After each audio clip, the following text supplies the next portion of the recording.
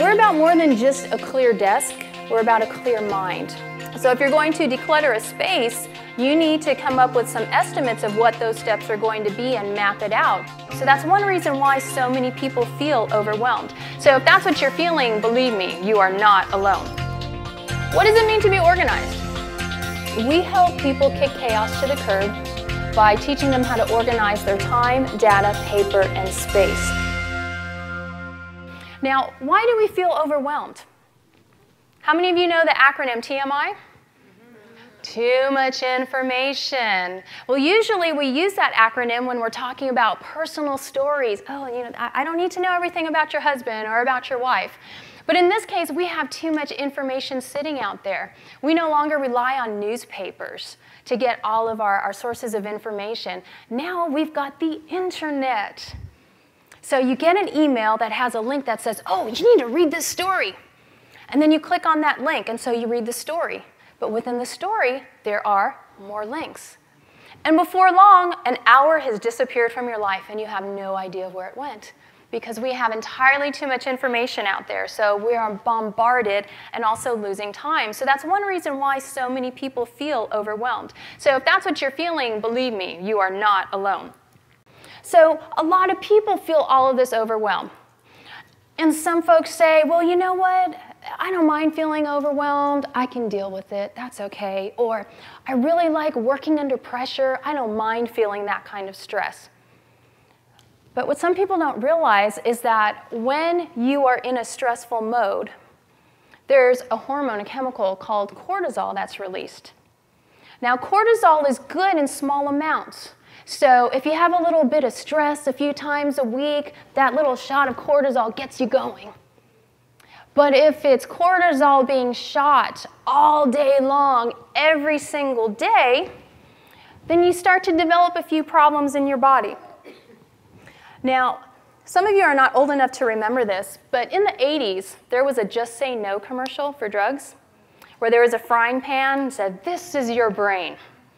And then they dropped an egg into the frying pan and said, this is your brain on drugs. Well, this is your body, and this is the cortisol that gets released into your body. Now, if you have just a little bit in there, it's not so bad. But when you start releasing cortisol all day long, every single day, eventually it starts to spread until you've got this blackness in there. Now, cortisol causes food cravings, which eventually leads to overeating. Cortisol causes high blood pressure. It also disrupts brain function. So the more you get overwhelmed, the more you're actually shutting down your body. So for those folks who say that they work really well under pressure, they can up to a certain time point, and then their bodies start to wear down. That's why it's really important to take as much overwhelm out of your life as possible. Now, the 3 keys to getting and staying organized. So, decluttering, maintenance, and prevention. Those are the 3 keys to getting organized when you look at the big picture. Any organizing project, whether you're talking about physical space, or whether you're talking about your calendar, or whether you're talking about email, it has to do with decluttering, prevention, and maintenance. So let's talk a little bit about decluttering. It took time for your space to get that way, so it's going to take time for you to undo it. You also need to remember that it's project-based. So if you do any kind of project management at work, you start with the end in mind, you figure out what steps you need to take to get there, and work your way backwards and figure out what resources and what supplies, and then you're at the starting point.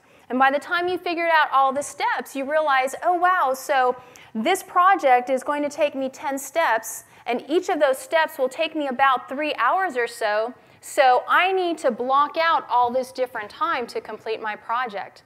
That's no different with decluttering. So if you're going to declutter a space, you need to come up with some estimates of what those steps are going to be and map it out. So that way you're not killing yourself trying to finish it all in one day, and then you get frustrated, and so you give up and say, forget it, it'll be another 20 years before I try to touch that garage. Or if you're talking about email and you're trying to declutter your inbox, if you have 10,000 emails in your inbox, you're not going to finish in an hour unless you just select all and delete. And oh, if you did that, that'd be so brave of you. I would love to hear that if anybody wants to do that in here. Or if you're talking about your calendar, you can't just wipe everything clean off your calendar if you're trying to declutter. You have to take some time and start planning. What are your priorities? What do you need to keep doing, and what do you need to remove from your calendar? So it takes time. You need to plan, and then you can act. Okay? Decluttering is different than the next step, prevention. Now consider this. Whatever you bring into your home or office will be a decision that you must make. You're going to have to make a decision regarding that object that's coming into your home or office. If it's a calendar, you're eventually going to have to make decisions about whatever it is that you just wrote onto your calendar. So this is where prevention becomes vital. You need to think about, what are you letting into your life? Because if it's going to be burdensome, you don't want to let it in the first place, because it just keeps on piling those decisions on top of you, which leads to more overwhelm, which turns into, look how dark that is now. That's what's happening to your body as you let it be stressed constantly, and we don't want that. Maintenance, the third key.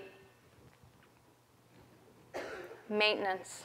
Whatever you put off doing today will double your work for tomorrow. I know. Isn't that terrible?